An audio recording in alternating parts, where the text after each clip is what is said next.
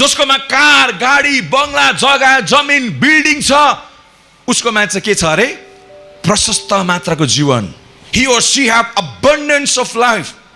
अनि जो एउटा गरिब छ, जसको एउटा बाइक पनि छैन, जसकोमा एउटा साइकल पनि छैन, जसकोमा एउटा घर पनि छैन, जसकोमा एउटा जग्गा जमिन पनि छैन, उसकोमा सुन चाँदी हिरामती छैन, कुनै धन दौलत छैन, उसमा चाहिँ प्रशस्त मात्राको जीवन छैन अरे. He or she doesn't have abundance life. त्यो रङ कन्सेप्ट हो. मान्छेको त्यो रङ कन्सेप्ट हो. abundance life भनेको भक्कु धन कमाउनु, भक्कु पैसा कमाउनु, गाडी किन्नु, जग्गा जमिन किन्नु, बिल्डिङ बनाउनु चाहिँ प्रशस्त मात्राको जीवन हो. और यहाँनिर योना 10ले त यो 10को 10 चाहिँ भन्दछ प्रशस्त मात्राको जीवन दिनु भन्नेको आउनु भएको छ. त्यसले गर्दा हामी क्रिस्चियनमा भक्कु पैसा हुनुपर्छ, पुरा धन दौलत हुनुपर्छ, गाडी बङ्गला हुनुपर्छ. यो रङ कन्सेप्ट हो. त्यसो भए हामी क्रिस्चियन्स भन्दा नन बिलिभर्सहरुमा झन् हामी भन्दा धेरै पैसाहरू छ. त्यसो भए हामी चाहिँ अप्रशस्त अनि उहाँ चाहिँ प्रशस्तताको जीवन बिताएको हो त. त्यो अनुसार आज हाम्रो सोच यस्तो छ, हामीले राम्रो राम्रो लगाउनु पर्छ, राम्रो राम्रो खानु पर्छ, संसारको सबै कुरो हुनु पर्छ, ओभरफ्लो हुनु पर्छ, त्यो चाहिँ प्रशस्त जीवन भन्ने कुरो सोचिराखेको छ. अब म तपाईलाई भन्न चाहन्छु यो प्रशस्त मात्राको जीवन भनेको चाहिँ के हो? पैसा रुपैयाँको कुरा होइन, यो धन दौलतको कुरा होइन, ब्रान्डेड लुगाहरू लाउनुको कुरा होइन, महँगो महँगो किराय घरमा बस्नु र गाडी बङ्गला किन्नु होइन.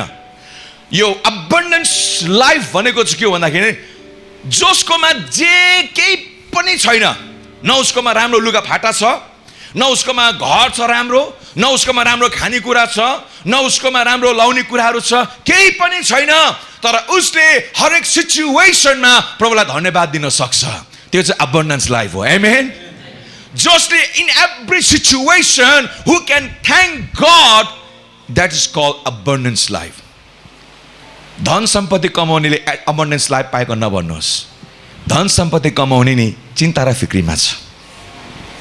गाडी बङ्गला धन दौलत भएको मान्छेहरू केमा छ? चिन्ता र फिक्रीमा छ, वरिसमा छ. उनीहरूलाई डर छ, मेरो लाइफमा के हुन्छ. सेक्युरिटी पुरा बोकेर हिँड्छ, पुरा गार्डहरू बोकेर हुन्छ, केही पो हुन्छ कि भनेर डर छ. जति धेरै धन त्यति नै धेरै डर. एट्याक पो गरिहाल्छ कि मारि पो हाल्छ कि. अनि हाम्रो सोचाइ चाहिँ यो होइन कि भक्कु धन हुनु चाहिँ प्रशस्त मात्राको जीवन हो. त्यो गलत हो. यदि हामीले त्यसलाई यस भनेर भन्छौँ भनेदेखिलाई हामी क्रिस्चियनहरू चर्च आउनु छोडेर त्यहाँबाट कमाइ गर्न थाल्छौँ, सेवा सङ्गतिमा आउनु छोडेर आज हामी कमाइमा जान थाल्छौँ. नो, हामीले हेर्छौँ तपाईँको मत्ती 6:33 के लेखेको छ? Seek ye first the kingdom of God and his righteousness, and all these things shall be added unto you. ईश्वरको राज्य अनि उहाँको धार्मिकतालाई पहिला खोजी गर, अनि यो सबै कुरो तिमीलाई थपिनेछ. आमेन. आज यो नसोच्नु होला महँगो महँगो लुगा लाउनु, कार गाडी हुनु, धेरै पैसा रुपियाँ हुनु चाहिँ प्रशस्त मात्राको जीवन हो. त्यो चाहिँ अबन्डेन्स लाइफ हो. केही नहुनु चाहिँ गरिबी जीवन होइन. अघि भर्खर यहाँ गीत गायो, अब गरिबले भनुन् म धनी छु. आमेन. अब निर्बलले भनुन् म अब बलवान छु. किनभने यो सबै काम कसले गरिसक्नु भएको छ? यीशुले. अब यीशुमा हुनेहरू व्यक्तिले, यीशुमा हुनेहरूले चाहिँ भन्न सक्नुपर्छ हरेक स्थितिमा म धनी छु, म बलवान छु, किनभने यीशु ममा हुनुहुन्छ. अनि त्यो व्यक्ति चाहिँ सबैभन्दा धनी हो जो व्यक्तिमा यीशु छ. जो व्यक्तिमा यीशु छ त्यो व्यक्ति सबैभन्दा धनी हो. जसमा पैसा रुपियाँ छ, धन दौलत छ, तर यीशु छैन भने त्यो व्यक्ति सबैभन्दा गरिब हो.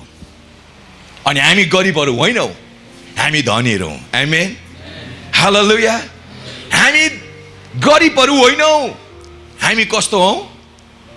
धनी हौँ. किनभने हामीसँग को हुनुहुन्छ? यीशु. अनि यीशु हुने व्यक्ति चाहिँ जहिले पनि खुसी हुन्छ है. यीशु हुने व्यक्ति जहिले पनि धन्यवादी हुन्छ. पैसा रुपियाँ हुने मान्छे खुसी भएको देख्नु भएको छ? झन् धेरै चिन्ता, झन् धेरै फिक्री हुन्छ. तर हामीमा केही छैन, तर हामीसँग यीशु छ, त्यसले गर्दाखेरि हामी खुसी छौँ. हामीसँग केही छैन, तर यीशु हामीसँग भएकोले गर्दाखेरि हामी आनन्दित छौँ, हामी एकदमै एन्जोय गर्छौँ. अनि यहाँनिर के लेखेको छ? I came that they may have and enjoy life. Enjoy life. Enjoy life भनेको के हो? आनन्दितसँगले जीवन बिताऊ। धनीहरूले मिठो मिठो खाँदा त्यहाँ शान्ति छैन भने त्यो खाना मिठो हुँदैन।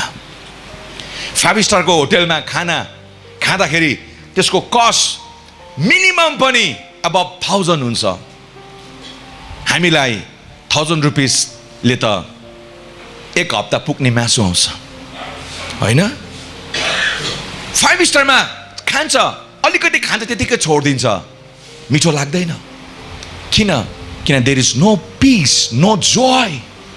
त्यहाँ आनन्द छैन, शान्ति छैन। पैसा त छ नि भक्कु, तर त्यहाँ के छैन? शान्ति र आनन्द छैन। They cannot enjoy their life.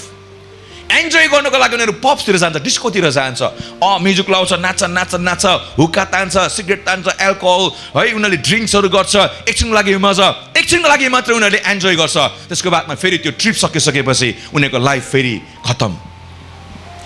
तर हामीले हाम्रो लाइफलाई एन्जोय गर्नको लागि हामीले गएर ड्रिङ्क्सहरू गर्नु पर्दैन।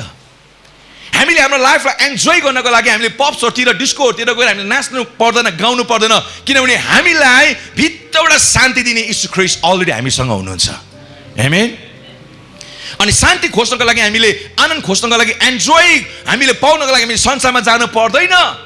हामीसँगै नै छ त्यो एन्जोयमेन्ट, हामीसँग नै छ त्यो शान्ति, हामीसँग नै छ त्यो आनन्द जुन चाहिँ संसारको मान्छेले आज खोजिराखेको छ। जसकोमा धेरै पैसा रुपियाँ छ, जसकोमा धेरै धन दौलत छ, उनीहरूले यो कुरालाई खोजिराखेको छ।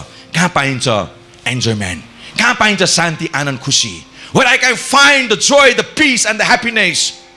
तर we already have those things in our life. हामीसँग त्यो सबै कुरो छ। आमेन। र यो प्रशस्त मात्राको जीवन भनेको चाहिँ त्यो जुन व्यक्तिमा राम्रो खानी पनि छैन, राम्रो लाउनी पनि छैन, राम्रो घर पनि छैन, गाडी बङ्गला धन दौलत केही छैन, तर पनि ऊ धन्यवादी भएर खुसीसँगले जिउँछ। त्यही नै चाहिँ हो प्रशस्त मात्राको जीवन। आमेन। पौलले के भनेको छ? मेरोमा भरिपूर्ण होस् या अपुगमा होस्, ममा सबै किन नहोस् या नहोस्, म भोकै रहनु परोस्, हरेक स्थितिमा म सन्तुष्ट रहन सिकेको छु। किनभने जसले मलाई शक्ति दिनुभएको छ उहाँमा म जे पनि गर्न सक्छु। आमेन। I know how to live a satisfaction life, whether it is plenty or empty, whether it is joy or whether it is worse or good. But I know how to live satisfactory life because the one who has strengthened me, through him I can do anything. Hallelujah.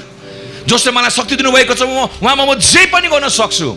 मेरो प्रियहरू, आज हामी संसारको विचारपट्टि हामी नलागौँ। बसेर कुरा गरी त के निस्किन्छ? पहिला सुरु पैसाको कुरा। पैसाको कुरा निस्किन थालिसकेपछि स्पिरिचुअल लाइफ त्यहाँ के हुन थाल्छ? डाउनफल। जब धन दौलतको कुरा हुन थाल्छ, स्पिरिचुअल लाइफ के हुन थाल्छ? डाउनफल। त्यहाँबाट जब हाम्रो ध्यान, हाम्रो विचार, हाम्रो सोचाइ, हाम्रो बोली, हाम्रो व्यवहार संसारिक हुन थाल्छ नि, तब हाम्रो स्पिरिचुअल लाइफ कमजोर हुँदै जान्छ। किनभने शैतानको कामै त्यो हो, चोर्नु, मार्नु अनि नाश गर्न। शैतान राम्रो भएर आउँदैन, यही कुराहरूबाट आउँछ। धनमा लोभ्याउने। आज धेरै है पेपरतिर म पढ्छु, हाम्रा दिदी बहिनीहरू राम्रो काम गर्दा पनि हुन्छ, राम्रो काम गरेर कमाउँदा पनि हुन्छ, तर उहाँले अर्कै प्रकारले काम गरिदिएर धेरै धन दौलत थुपार्दैछ। त्यसमा कहिले पनि उहाँलाई आशिष हुँदैन। यो होइन कि हामीले चाहिँ पैसा कमाउनै पर्छ, that is called abundance life. त्यो चाहिँ रङ हो। हामीमा बरु राम्रो लाउने नहोस्, राम्रो खाने नहोस्, तर प्रभु चाहिँ हामीसँग होस्। किन प्रभुले नै हामीलाई दिनुहुन्छ सन्तुष्टपन। आमेन। प्रभुले नै दिनुहुन्छ हामीलाई त्यो सेटिस्फ्याक्सन लाइफ। आज मान्छेलाई कहिले पनि पुग्दैन। जति नै तपाईँले पैसा थुपार्नुहोस् कहिले पनि पुग्दैन। जति नै तपाईँले सुन चाँदी हिरा मोती थुपार्नुहोस् कहिले पनि पुग्दैन। जति नै तपाईँले धन दौलत थुपार्दै लानुहोस्, जग्गा जमिन किनेर लानुहोस्, कहिले पनि पुग्दैन। तर हामी यीशु ख्रीष्टमा भएकाहरूले चाहिँ सन्तुष्ट जीवन जिउन सिक्नुपर्छ अनि धन्यवादी जीवन हामीले जिउन सिक्नुपर्छ। नो म्याटर जस्तो सुकै हाम्रो लाइफमा सिचुएसन किन नहोस्, धन्यवादी हामी हुन सक्नुपर्छ।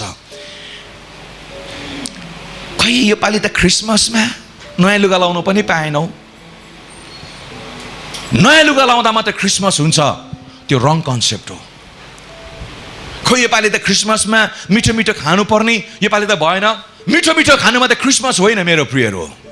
खोइ योपालि त राम्रो डेकोरेसन गर्नु पनि पाएन, पैसा नभएकोले गर्दाखेरि योपालि त क्रिसमस पनि क्रिसमस जस्तो लागेन हौ।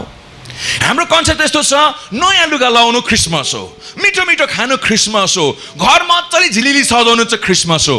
होइन, क्रिसमस चाहिँ बाहिरी होइन, क्रिसमस चाहिँ पहिला भित्र हुनुपर्छ। आमेन।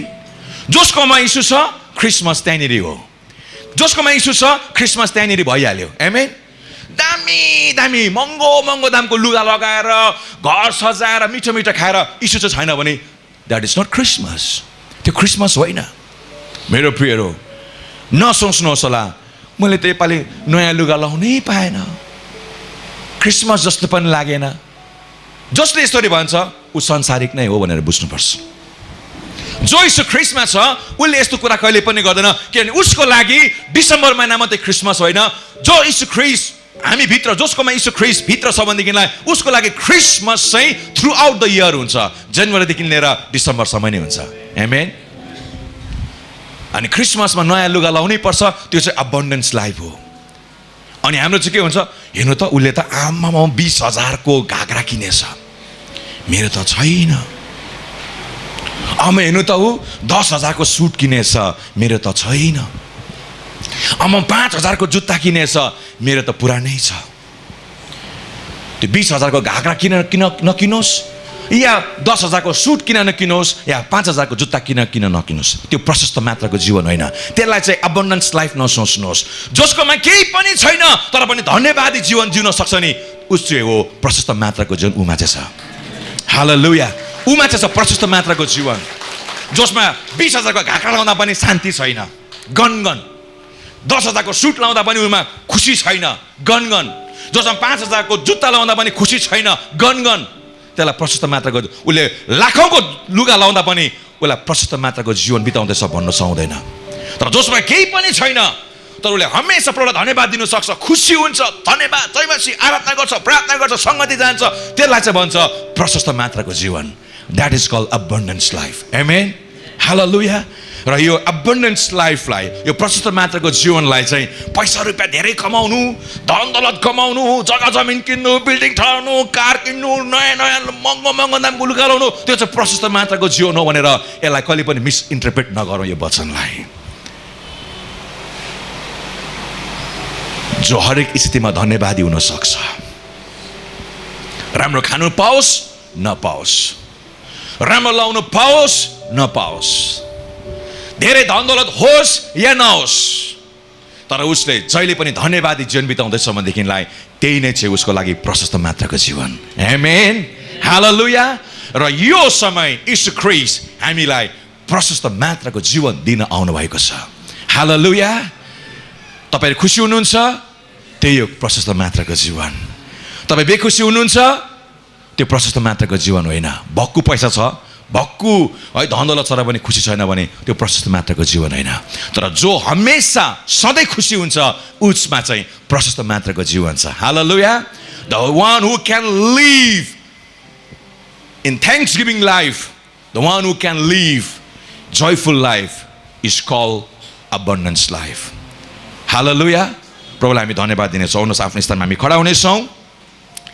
प्रभुले हामीलाई प्रशस्त मात्राको जीवन दिनुभएको छ, ओभरफ्लोइङ।